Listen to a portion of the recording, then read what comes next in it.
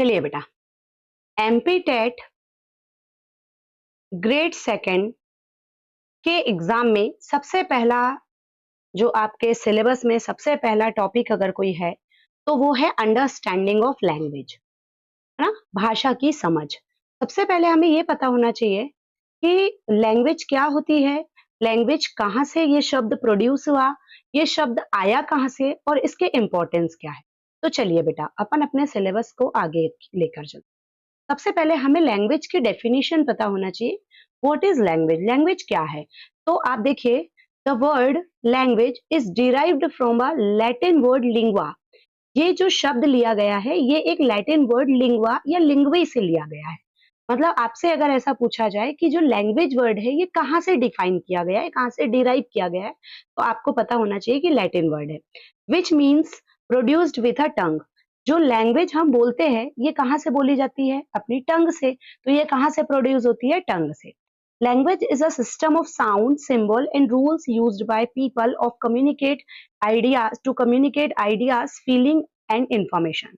जब हम किसी से भाषा में बात करते हैं, चाहे हम हिंदी बोल रहे हो, चाहे हम इंग्लिश बोल रहे हो, तो हम एक साउंड प्रोड्यूस करते हैं। साउंड के साथ साथ कहीं पर हम रुकते हैं, कहीं पर हम पॉज लेते हैं, हम सिंबल्स प्रेस करते हैं, फिर हम अपने रूल्स के अकॉर्डिंग जो पीपल को एक दूसरे से कम्युनिकेट करते हैं, उनके आइडियाज, उनकी फीलिंग्स, उनके इंफॉर्मेशन को कन्वर्सेट करने के लिए हम लैंग्वेज का यूज करते हैं। अब इसके कुछ की पॉइंट्स हमें पता होना चाहिए कि लैंग्वेज का यूज हम किस लिए करते हैं। तो language it can be spoken, ये बोली जा सकती है, जैसे इंग्लिश आप बोलते हैं, हिंदी आप बोलते हैं, मराठी आप बोलते हैं। लिखी भी जा सकती है, लिखने में क्या लिखते हैं, अल्फाबेट लिखते हैं, स्क्रिप्ट लिखते हैं। और साइंड, जैसे कि लैंग्वेज को हम साइन करते हैं, यानी उसकी पहचान बताते हैं। आगे, it follows rules of grammar and structure. जैसे अगर आप ग्रामर और स्ट्रक्चर की बात करें, तो अगर आप सेंटेंस बना रहे हैं और उसमें आप इंग्लिश लिख रहे हैं, तो आपको सबसे पहले सब्जेक्ट पता होना चाहिए, उसके बाद वर्ब होना चाहिए और उसके बाद ऑब्जेक्ट होना चाहिए। ये एक इंग्लिश का स्ट्रक्चर होता है, लैंग्वेज का। लेकिन वही अगर आप हिंदी का स्ट्रक्चर लिखते हैं, तो पहले कर्ता होता है, उसके बाद कर्म होता है और फिर क्रिया होती है। तो इस प्रकार से बेटा, आपको कर्ता होता है पहले, फिर कर्म होता है और फिर क्रिया होती है। मतलब अगर आप इंग्लिश में बात करें तो सब्जेक्ट, ऑब्जेक्ट और वर्ब की बात होती है। तो हिंदी और इंग्लिश का फॉर्मेट अलग अलग होता है ना। थोड़ा सा समझिएगा, फिर हम बात को करते हैं आगे। It helps human express thoughts, share knowledge and build relationship. जब हम लैंग्वेज का यूज करते हैं तो हम हमारे जितने भी विचार है उसको सामने वाले से शेयर करते हैं, उनको एक्सप्रेस करते हैं, अपने ज्ञान को शेयर करते हैं और हमारी जितनी भी आपसी बॉन्डिंग है वो और ज्यादा इंप्रूव होती है। It is a social and cultural tool learn through interaction. जब हम आपस में एक दूसरे से इंटरेक्ट करते हैं, भाषा से हम एक दूसरे को कम्युनिकेट करते हैं, तो इसमें हम दो प्रकार से जो होते हैं वो इम्प्रूव होते हैं, एक सोशली और एक कल्चरली, है ना। अब हम थोड़ा सा आगे बढ़ते हैं। बहुत सारे अलग अलग स्कॉलर्स ने लैंग्वेज के लिए अलग अलग डेफिनेशंस दिए, जिसमें सबसे पहला नाम आता है नॉम चॉस्की का। ये बंदे को भूलना नहीं बेटा, ये बहुत ही स्पेशल है और इन्होंने ही LSRW और बहुत सारे इन्होंने अपने पॉइंट्स रखे हैं और उनको हमको डेफिनेशन में याद करना है। जैसे लैंग्वेज इज अ सिस्टम, इन्होंने लैंग्वेज को क्या कहा, एक सिस्टम कहा, किसका, रूल्स का। दैट इनेबल्स ह्यूमंस, जो किसको इनेबल करती है, ह्यूमंस को, to form and understand an infinite number of sentence. मतलब यहाँ पर ये है कि जब नॉम चॉम्स्की ने कहा कि जो लैंग्वेज है वो रूल्स का एक सिस्टम है जो हमको एक दूसरे को इनेबल करती है, ह्यूमंस को भाषा को समझने के लिए, है ना। अब थोड़ा आगे बढ़ते हैं, अगला नाम आता है एडवर्ड स्पेयर का। देखो भाई, ये नाम जो आपको है ना ये याद रखने पड़ेंगे, कारण आपसे डायरेक्ट पूछा जाएगा कि किसने लैंग्वेज को सिस्टम ऑफ रूल्स कहा, तो आपको पता होना चाहिए कि ये किसने कहा। तो ये नॉम चॉम्स्की ने कहा, है ना। थोड़ा सा समझते जाना, आगे बढ़ते हैं। एडवर्ड स्पेयर्स ने क्या कहा, language is a purely human and non instinctive, या acquire method of communicating ideas, emotions and desire by means of voluntarily produced symbols. अब ध्यान से समझना, एडवर्ड स्पेयर ने कहा कि जो लैंग्वेज है ये पूरी तरह से ह्यूमन पर बेस्ड है और नॉन इंस्टिक्टिव है। मतलब ये जो है ये लैंग्वेज हमको सीखना नहीं पड़ता है, ये हम एटमॉस्फेयर से बोले तो जो, एक मिनट बेटा, है ना, मैं ना थोड़ा वापस जाके वापस आती हूँ, एक मिनट रुकना आप, है ना।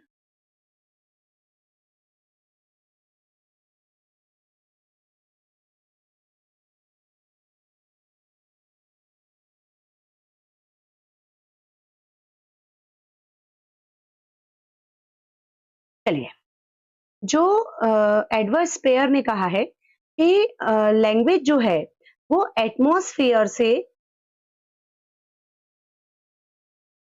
एक्वायर की जाती है। जैसे समझना बात को, एक छोटा बच्चा होता है, वो लैंग्वेज को सीखने नहीं जाता है, वो बोलता है मम्मा पापा आ गए, पापा ने चॉकलेट लाए। तो क्या ये भाषा को वो सीखने गया कहीं पर? वो तो अभी स्कूल भी नहीं जा रहा है, पर उसने कहाँ से ले लिया? एक्वायर किया, है ना, मतलब एटमॉस्फेयर से एक्वायर किया। तो ये हमें किसने बताया? एडवर्ड स्पेयर ने। और अगला नाम बहुत से भी बहुत ज्यादा स्पेशल है, फर्डिनांड डी सॉसर का। ये जो फर्डिनांड डी सॉसर है बेटा, इन्होंने कहा है language is a system of signs where each signs express ideas. मतलब जो लैंग्वेज है वो एक प्रकार का एक सिंबल है, एक साइन है, जो उसका जो भी एक प्रत्येक साइन है वो एक आइडिया को क्रिएट करता है, एक्सप्रेस करता है। अगली आपको डेफिनेशन पता होना चाहिए लियोनार्ड ब्लूमफील्ड की, है ना। ध्यान से देखिएगा, अगले डेफिनेशन पर चल रहे हैं हम। Language is a system of arbitrary vocal symbols by which members of a social group cooperate and interact. सुनना, language is a arbitrary system of arbitrary, ये भी ऐसा पूछा जा सकता है कि ये किसने कहा? तो ये कहा लियोनार्ड ब्लूमफील्ड ने। बेटा नाम याद रखना पड़ेगा आपको, है ना।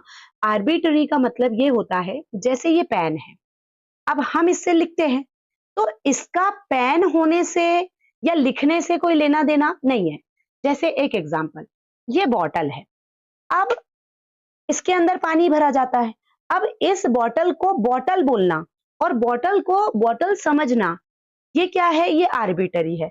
मतलब इसका उस शब्द से, जैसे पानी भरने वाली वस्तु का, थोड़ा आगे बढ़ते हैं, हम बात कर रहे थे लियोनार्ड ब्लूमफील्ड की। लियोनार्ड ब्लूमफील्ड ने बोला लैंग्वेज एक प्रकार का आर्बिटरी है, वोकल सिंबल्स है ना। अब यहाँ पर आर्बिटरी का मतलब जो हमको, हमने एक वर्ड बना दिया, अब उसे सब उसी नाम से जानते हैं। जैसे बॉटल, बॉटल का इस बॉटल शब्द से कोई लेना देना नहीं है, फिर भी हम इसे बॉटल बोलते हैं, है ना। इस टाइप से आगे बढ़ते हैं, अगली डेफिनेशन और आप बाकी लोगों की देख लीजिएगा। इस टाइप से जो मेन मेन था मैंने बता दिया, अब ध्यान से समझिएगा। हम बात कर रहे हैं लैंग्वेज की। लैंग्वेज का मीनिंग क्या होता है? लिंग्वा। कहाँ से लिया गया है? ये लैटिन वर्ड से। क्या प्रोड्यूस करता है? तो कहाँ से प्रोड्यूस होती है? टंग से। इंडियन कॉन्स्टिट्यूशन में आपको पता होना चाहिए 22 जो है 22 हमारी शेड्यूल्ड लैंग्वेज है बेटा। इस लैंग्वेज में यहाँ पे ये जो है ये किस अनुसूची में लिखी गई है ये आपको पता करना है। आगे बढ़ते हैं। इसमें दो डायलेक्ट होते हैं, डायलेक्ट को हम बोली बोलते हैं।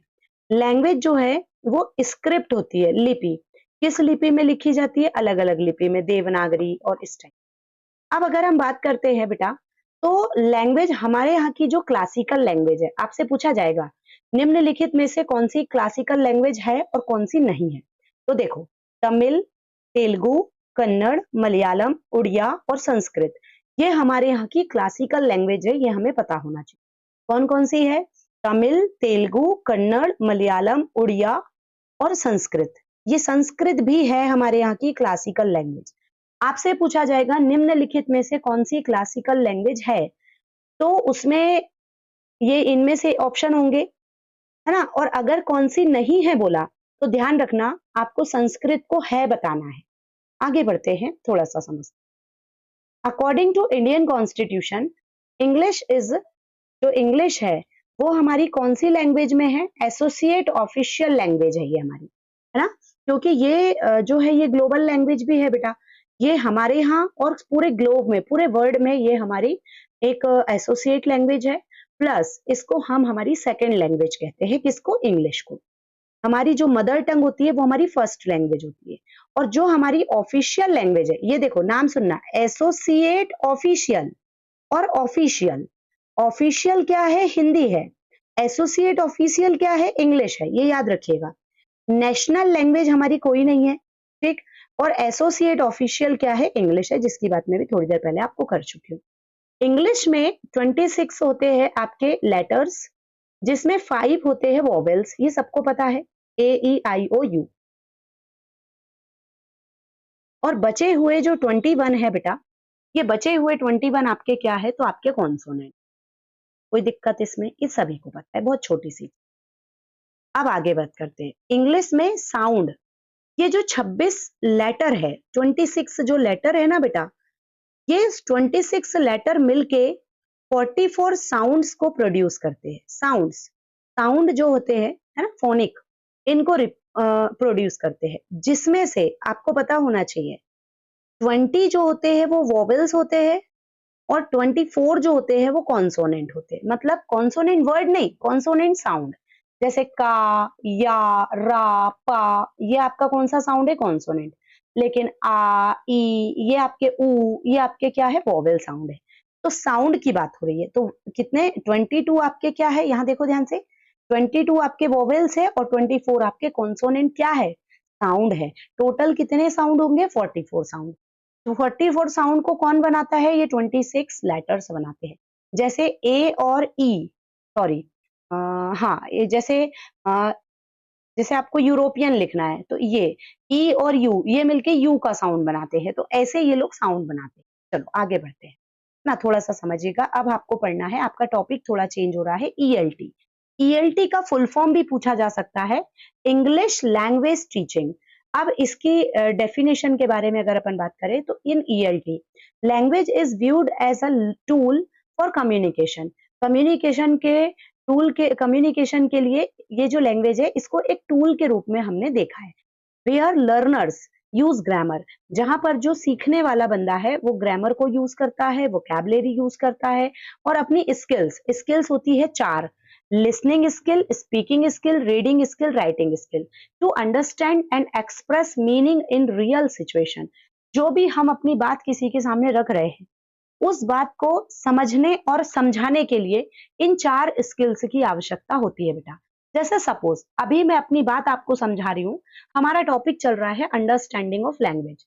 इसमें मैं आपको क्या कर रही हूँ? मैं आपको पढ़ा भी रही हूँ, मैं आपको लिखा भी रही हूँ, मैं आपको सुना भी रही हूँ, और मैं आपको बोल भी रही हूँ। क्यों? क्या बताने के लिए? अपने आइडियाज को एक्सप्रेस करने के लिए, अपने सिचुएशन को एक्सप्रेस करने के लिए। तो ये इंग्लिश लैंग्वेज की जो टीचिंग होती है, इसमें ये 4 स्किल्स का बहुत ज्यादा रोल होता है। ये चारों में से एक भी स्किल अगर आपके अंदर कम है, तो आप लैंग्वेज को ना तो सीख पाएंगे ना तो पढ़ पाएंगे। क्लियर हुई इतनी बात? ईएलटी समझ में आया? अब हम आगे बढ़ते हैं। हम देख रहे हैं लैंग्वेज के नेचर एंड कैरेक्टरिस्टिक्स। अब आप बोलेंगे मैडम सारी लैंग्वेज, लैंग्वेज की अब हमें क्या पढ़ने हैं? नेचर, लैंग्वेज की हमें नेचर पढ़नी है और कैरेक्टरिस्टिक्स पढ़नी है कि लैंग्वेज की क्या क्या विशेषता है और किस प्रकार के उसके नेचर हो सकते हैं। तो सबसे पहले हम यहाँ पे देखेंगे लैंग्वेज इज लर्नड। लैंग्वेज जो होती है वो सीखी जाती है। लैंग्वेज कभी भी बॉर्न से नहीं आती, language is not a born activity. जन्म से बच्चा भाषा नहीं सीखता है, जन्म से वो रोना सीखता है, जन्म से वो चलना सीखता है, जन्म से वो जब पैदा होता है, थोड़ा बड़ा होता है, तो धीरे धीरे वो चलना सीखता है। लेकिन आप कहो कि पैदा होते से वो लैंग्वेज सीख लेता है, तो नहीं। The language by imitation and practice. ये जो लैंग्वेज आती है, ये कैसे आती है? हैबिट से आती है बेटा। हम इसको सुनते हैं, फिर हम कॉपी करने की कोशिश करते हैं, यानी हम नकल करते हैं, इमिटेट करते हैं, और बार बार हम उसकी प्रैक्टिस करते हैं, तो ये हमको लैंग्वेज हमारे हैबिट में आ जाती है। It is not an automatic process, ये ऑटोमेटिक प्रोसेस नहीं है, इसकी प्रैक्टिस करनी पड़ती है। अब हम आगे बढ़ते हैं, तो हमने देखा language is the acquire behaviour. Language जो है वो बिहेवियर से भी एक्वायर की जाती है। Language acquires behaviour if a baby और man is shifted to another community और culture group, he will acquire the language spoken by that community. ध्यान से सुनिएगा और समझिएगा। जैसे हम रहते हैं हिंदू कम्युनिटी में, तो हमारे यहाँ चाचा, मामा, ताऊ और बड़ी मम्मी, बड़े पापा, ये बोलने का रिवाज है, मौसी, मामा, ऐसा। लेकिन अगर हम अपनी कम्युनिटी को चेंज करते हैं और धोखे से, जैसे हम मुस्लिम कम्युनिटी में चले जाते हैं, तो हम वहाँ के जो वर्ड्स है खाला, बाजी, ये बोलने लगते हैं। तो ये हमने कहाँ से सीखा? ये हमने एक्वायर किया। कहाँ से? उनकी कम्युनिटी से। तो ये जैसा हम जिस कम्युनिटी में रहते हैं उसके अकॉर्डिंग हम इस चीज को एक्वायर कर लेते हैं, उनके कल्चरल ग्रुप के अकॉर्डिंग भी हम इसको एक्वायर कर लेते हैं। अगला देखिए, language is a system. Language एक सिस्टम है, किसके जैसे? ह्यूमन बॉडी की तरह। जैसे ह्यूमन बॉडी का फंक्शन काम करता है, वैसे ही लैंग्वेज भी काम करती है। इसमें साउंड्स होते हैं, इसमें वर्ड्स होते हैं, इसमें स्ट्रक्चर होते हैं। साउंड जैसे जो भी हम लोग बोलते हैं, जो हमारे साउंड निकलते हैं, वर्ड्स जो भी हम वोकैबुलरी में यूज करते हैं, और लैंग्वेज जो ऐसे भाषा की अगर बात करें, जैसे इंग्लिश लैंग्वेज है, तो इसका प्रॉपर एक स्ट्रक्चर होता है, जैसे सब्जेक्ट होता है, फिर हेल्पिंग वर्ब, मेन वर्ब आती है, और देन ऑब्जेक्ट आता है। इसको आप सिंटेक्स भी बोल सकते हैं, इसको आप स्ट्रक्चर भी बोल सकते हैं। हिंदी लैंग्वेज का ये अलग होता है, इंग्लिश लैंग्वेज का अलग होता है। जैसे अगर आप हिंदी लैंग्वेज पढ़ते हो तो इसमें पहले सब्जेक्ट आता है, फिर ऑब्जेक्ट आता है, फिर वर्ब आता है। लेकिन यहीं पर अगर आप इंग्लिश की बात करते हैं तो सब्जेक्ट आता है, वर्ब आता है और ऑब्जेक्ट आता है। तो क्या होता है? एक स्ट्रक्चर प्रॉपर होता है, वर्ड होते हैं, साउंड्स होते हैं।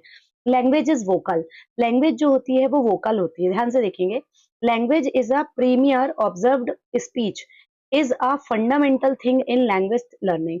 जब हम लैंग्वेज को सीखते हैं तो इसका बेसिक जो इसकी थिंग है, वो बेसिक जो चीज है वो है कि ये वोकल है ना। आगे बढ़ते हैं। Language is ever changing dynamic. Language जो है वो हमेशा चेंज होते रहती है। No language of earth is static, every language is undergoing changes in its grammar, vocabulary, structure and phonology. ध्यान से देखिए, मैं आपको इसके बारे में बताती हूँ। लैंग्वेज जो है वो हमेशा चेंज होने वाली चीज है। जैसे एक वर्ड है, इसको हम क्या पढ़ते हैं? इसको हम शेड्यूल पढ़ते हैं।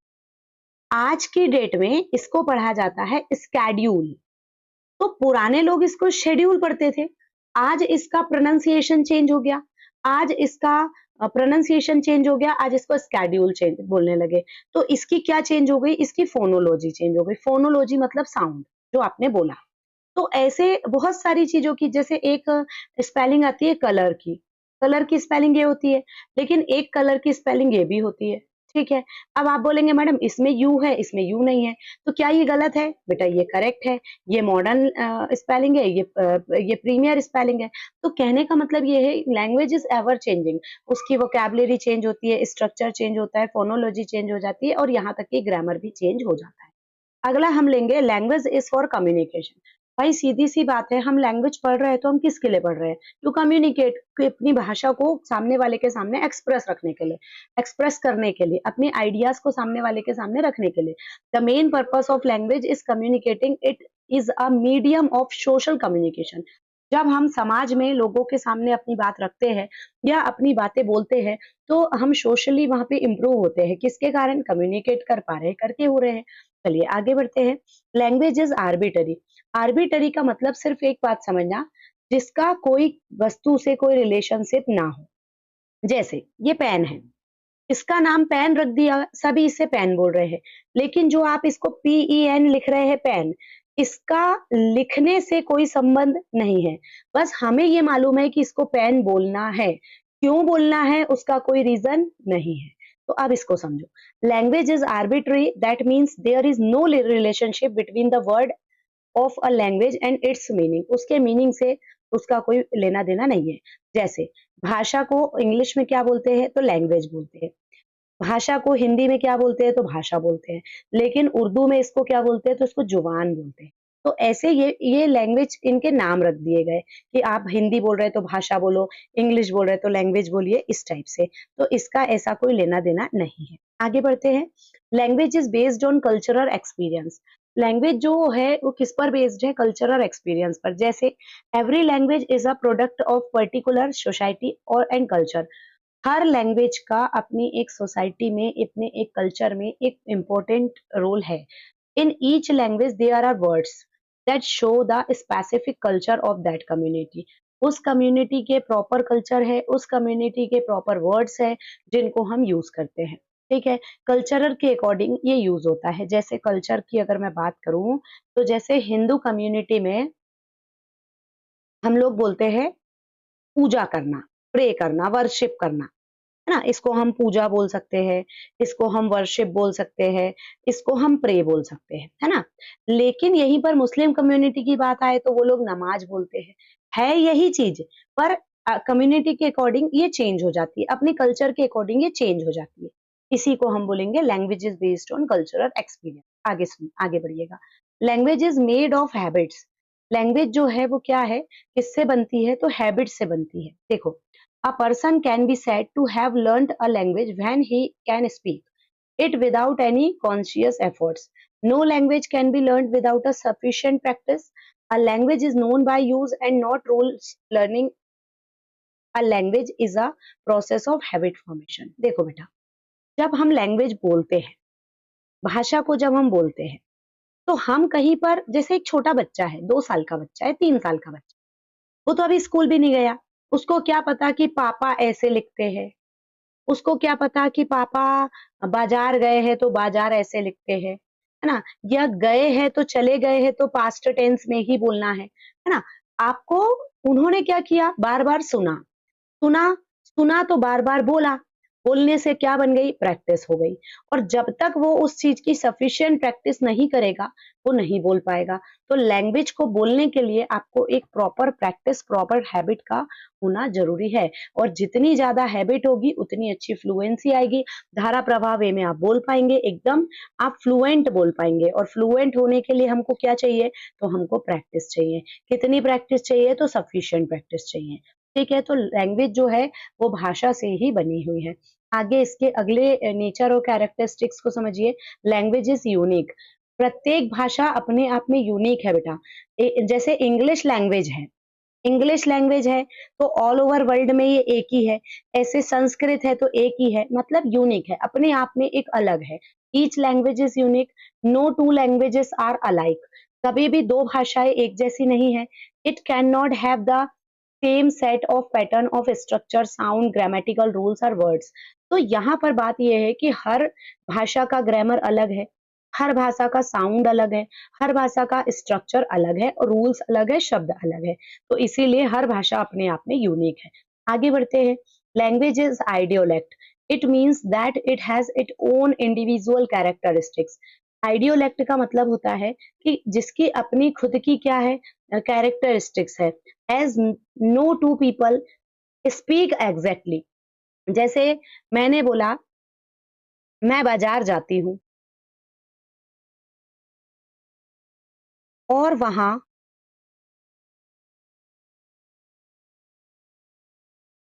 मैं सब्जियां खरीदती हूँ,